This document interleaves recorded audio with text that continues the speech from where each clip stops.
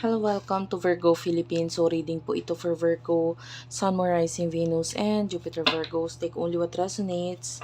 Bali, hindi ito magre-resonate sa lahat. So, kunin mo lang yung mga messages na magre-resonate para sa'yo. For personal reading, Jing Tarot Reader, search mo na lang siya sa Facebook. And also, dito sa YouTube, paki-search na lang siya at paki-subscribe na rin, guys. Again, this is for Virgo, Sun, Moon, Rising, Jupiter, Venus, Virgo. Okay, and TikTok ko po, Unicorn Princess Tarot. Pa-subscribe din at pa-follow ako doon, guys, ha.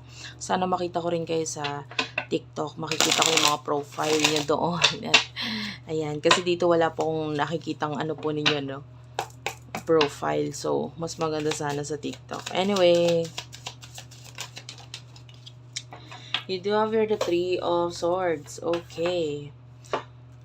Eight of Pentacles. Nakakita ko dito ng feeling, pwedeng nagkakaroon ng kayo ng problem ng person mo. Like, this person is making you feel na parang, eto alin man dito, either ikaw, yung parang ginagawa mo lahat para sa kanya, and then parang baliwala lang sa kanya yon, or hindi siya tumutulong, parang ganun, or vice versa. Or siya itong nakakaramdam na parang feeling niya, siya yung gumagawa ng lahat, and then, nasasaktan ka doon sa mga sinasabi ng person na ito. Kasi ginagawa mo naman din yung best mo para sa kanya, parang ganun. And then, nagkakaroon ng pag-aaway dito, pagkakagulo sa inyo ng person na ito. And then, nagkakaroon ng sakitan pagdating sa mga emotions. And this is what you're feeling right now. Okay? Alin man doon, take only what resonates. So, kunin naman natin yung energy ng person na kakonect mo. For some of you, this is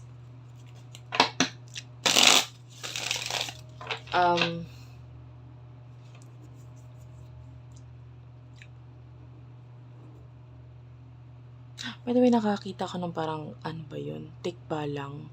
So, I don't know if you do have tikbalang na story or yung, alam mo yun, yung pwedeng usapin dyan malapit sa inyo na may tikbalang, gato ganyan, or dyan mismo sa bahay nyo.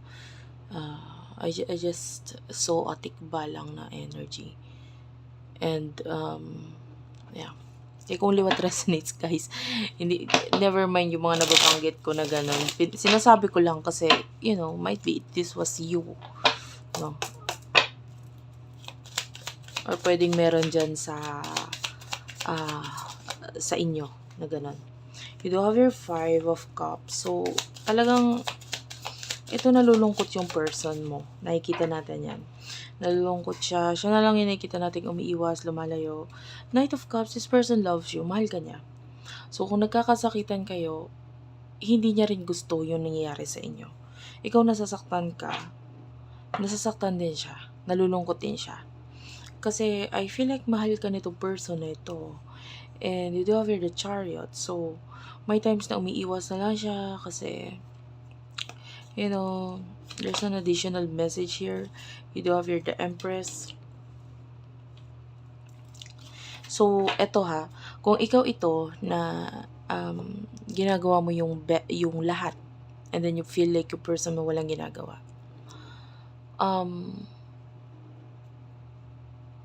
this person is trying na gawin lahat para sa'yo. Hindi mo lang yan siguro napapansin. And kung siya naman ito na gumagawa ng lahat, or maybe working, you know, para may provide lahat para sa'yo, I feel like gusto niyang maging katulad mo siya. You know what I mean? Maybe he or she feels like siya yung empress. Siya yung someone na nire-respeto or tinitingala or hinahangaan ng iba. Because sa kanyang abilidad, sa kanyang galing. And then gusto niya maging katulad mo siya. You know? Kasi,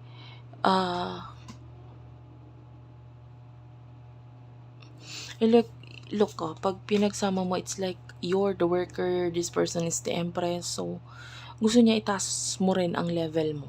So, kung siya yun, na binibigay, pinaprovide lahat sa'yo, and then, ikaw naman, binibigay mo rin naman yung best mo, para sa kanya, your best is not enough. Pero hindi ibig sabihin nun, hindi ka niya mahal. Mahal ka niya eh. Kaya nga gusto niyang tumaas din ang tingin mo sa sarili mo, tumaas din ang tingin ng ibang tao sa'yo, kasi mahal ka niya. You know? And,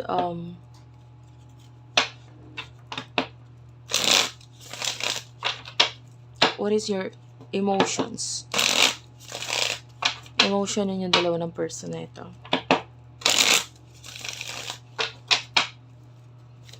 Emotion yun yung dalawa ng person na ito.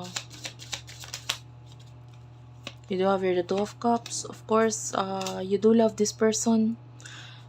Importante siya para sa'yo. The Queen of Swords is here. Clarify the Queen of Swords and the Queen of Pentacles.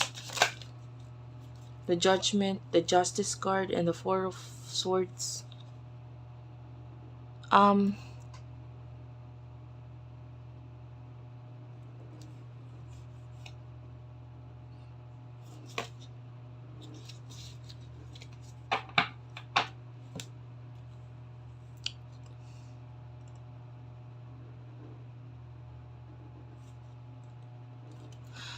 Honestly, dito sa connection ninyo ng person na ito, marami ka natutunan. Marami ka natutunan. And, I feel like nagiging totoo ka sa person na ito. Ngayon. No? With the Queen of Swords and the Queen of Pentacles,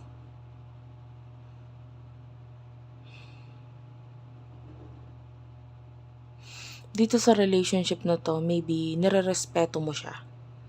You know, you see this person as the queen, as your queen, babae man or lalaki. So, nire-respeto mo siya.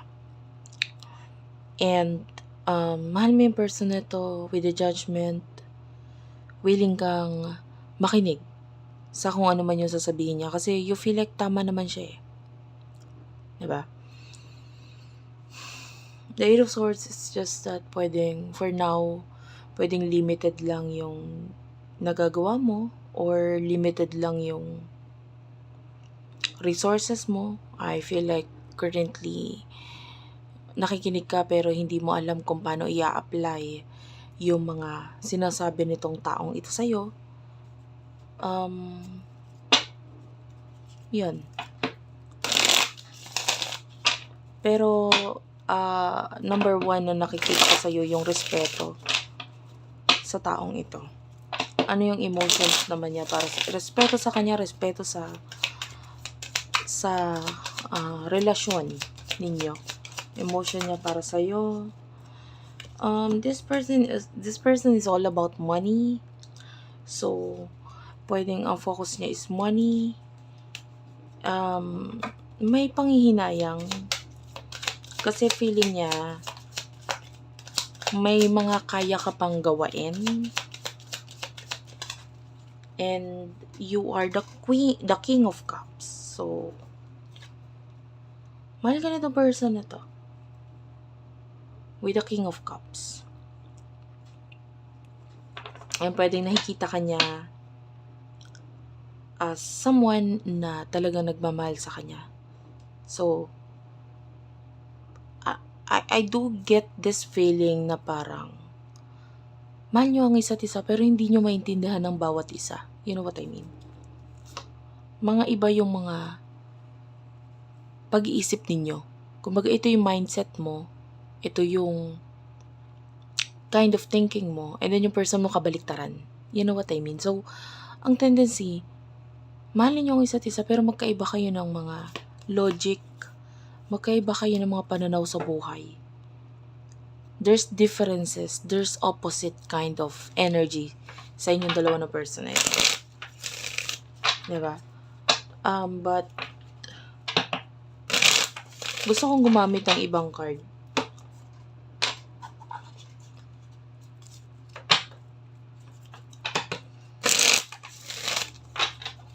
emotion, nakakaramdam ako ng sakit or nasasaktan na energy. Pero anyway, what is the emotions here? What is the emotions here?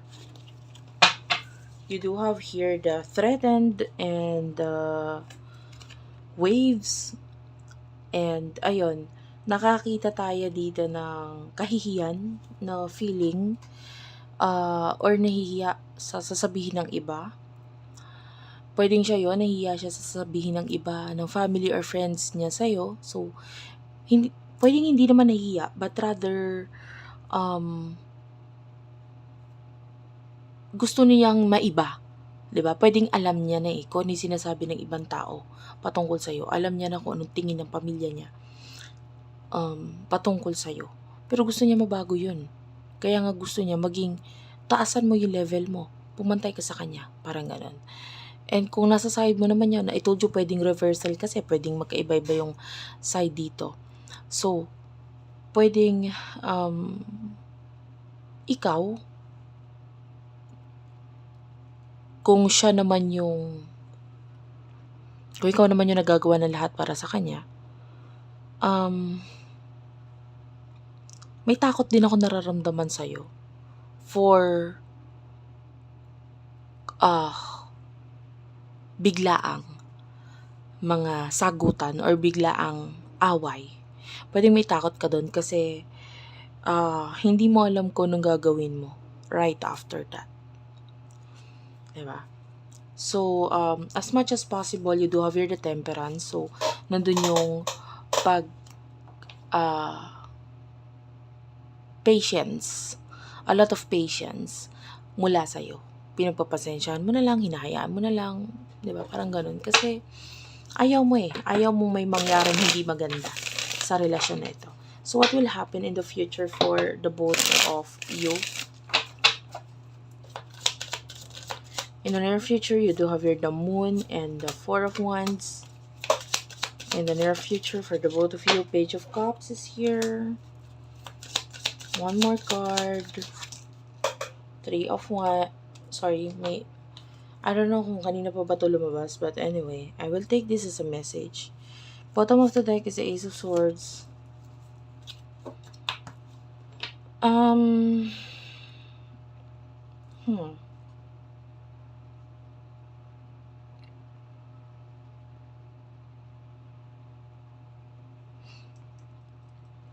Page of Cups is showing to me as a other person. May stability sa inyong person ito in the future. Pero itong other person, it is like the other person na maybe a friend or kakonect ng person mo in the future or ngayon. And there's like conversation sa kanilang dalawa nitong taon to. Someone, Three of Wands could be someone na malayo. And it could be a friend. And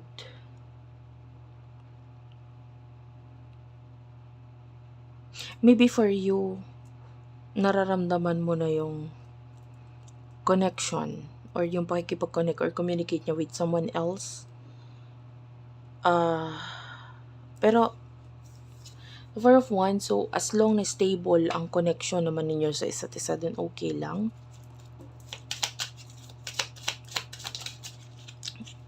Nakarinig ako ng parang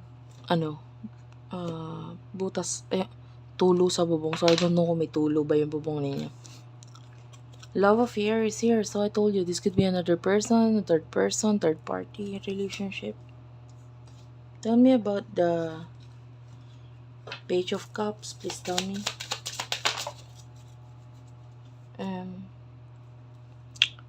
Divine Masculine is at the bottom of the deck. You do have your intervention. Ayan, yung intervention is like others involved. So may another person na magiging involved dito sa connection na ito. Then, pwedeng ito yung magdulot ng pagseselos para sa'yo. And the Seven of Wands, it is showing like a person that would give your person advice. Pero alam mo kasi yung intention ng isang taong yun eh. Parang ramdam mo kahit hindi sabihin. Maybe you would feel like it would show like parang kaibigan lang. Pero alam mo yung uri niya, alam mo yun? Kumbaga halimbawa parehas kayo ng gender, halimbawa ito ha, wala tayong gender specific dito, kunwari lang lalaki ka, so lalaki din siya eh. Alam mo yung thinking niya. Alam mo siya kung paano siya mag-isip. Alam mo kung ano yung intention niya sa person mo. So, there's the moon energy. So, ito, parang nakakaramdam ka na may something. And in the future, pwedeng maramdaman mo ito. Na parang may something. Alam mong may something. No? There's someone na toxic na anytime a-attack sa connection ninyo. It's like a threat to you, itong person na ito. And alam mo kung ano yung nangyayari behind your back, behind your behind this person's mind. Kahit hindi niya yun ipakita, alam mo. Tell me more. Yeah, the Eight of Swords is here. I feel like yung person na ito, yung person mo, is not going to make any movement or anything na makakasira or makakapag-destroy sa kung ano yung sa inyo. No?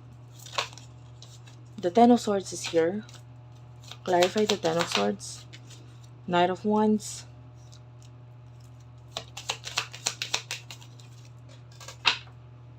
Page of Wands. Okay.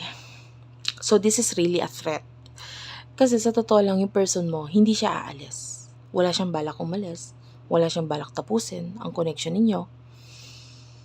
The problem is the Knight of Wands, which is pwedeng siya nga yung person, the other person na involved sa connection na ito.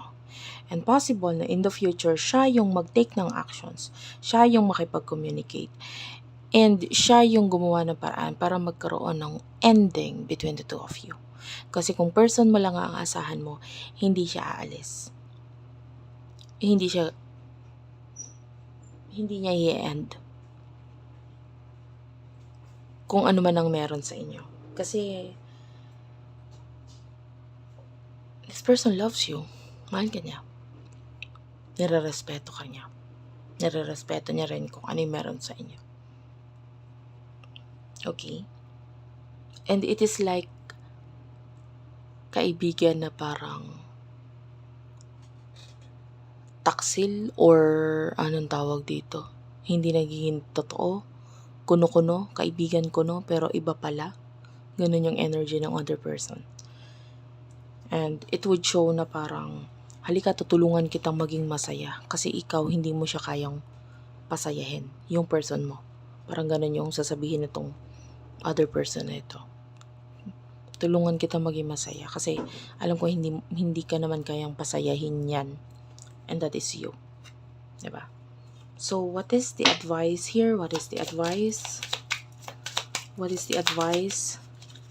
The advice for you is the Emperor. Alam mo yung person mo is the Empress. Your person is the Empress. Alam mo yan. And so the advice for you is to be the Emperor. Lalo na kung siya yung gumagawa nga ng lahat. Siya yung mataas, siya yung nire-respeto ng lahat. Anong kailangan mong gawin? Kailangan ipakita mo na karespe-respeto ka. Na deserve mo tong taong to. Na walang ibang dapat pumantay sa kanya kundi ikaw lang. Okay? Focus on those new beginnings na nagpapakita ng opportunities para sa'yo. Kasi it is not just an opportunity na may kinalaman sa pera. Maybe this is an opportunity na patunayan, na i-prove na itong person na ito, kaya ka minahal, kaya ka tinanggap, kaya ikaw, kasi ramdam niya na ikaw para talaga sa kanya. Okay? So that's it for now. Thank you for watching. I love you all and bye-bye.